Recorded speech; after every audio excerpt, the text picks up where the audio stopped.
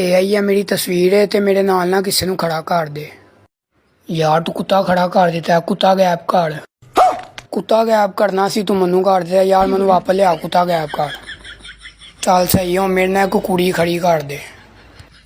ਤੈਨੂੰ ਕੁੜੀ ਕਿਹਾ, ਤੂੰ ਬੱਚੀ ਖੜੀ ਕਰ ਦਿੱਤੀ ਹੈ, ਥੋੜੀ ਵੱਡੀ ਕੁੜੀ ਖੜੀ ਕਰ। ਯਾਰ ਕੋਈ ਛੋਟੀ ਕੁੜੀ ਖਿਲਾੜ, ਤੂੰ ਮਾਈ ਖਿਲਾੜ ਦਿੱਤੀ ਹੈ ਯਾਰ। ਕਿਹਦਾ ਬੱਚਾ ਫੜਾ ਦਿੱਤਾ ਯਾਰ, ਥੋੜੀ ਵੱਡੀ ਕੁੜੀ ਮੇਰੇ ਸਾਈਜ਼ ਦੀ।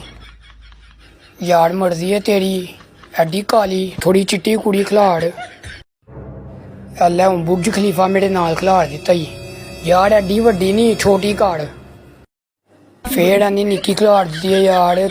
ਤੂੰ ਇੰਝ ਕਰ, ਪਾਕਿਸਤਾਨੀ ਕੁੜੀ ਮੇਰੇ ਨਾਲ ਕੋਈ ਖਿਲਾੜ ਯਾਰ। ਇਹ ਤੈਨੂੰ ਪਾਕਿਸਤਾਨੀ ਕੁੜੀ ਕਿਧਰੋਂ ਲੱਗਦੀ ਹੈ? ਤੇ ਪਾਕਿਸਤਾਨੀ ਐਟਮ ਬੰਬ ਹੈਗਾ। ਤੂੰ ਇੰਝ ਕਰ ਯਾਰ, ਮੇਰੇ ਜਿੰਨੀ ਪਾਕਿਸਤਾਨੀ ਕੁੜੀ ਮੇਰੇ ਨਾਲ ਖਿਲਾੜ ਕੋਈ ਸਹੀ ਜੀ। ਅੱਛਾ ਹਾਂ ਇਹ ਸਹੀ ਹੈ।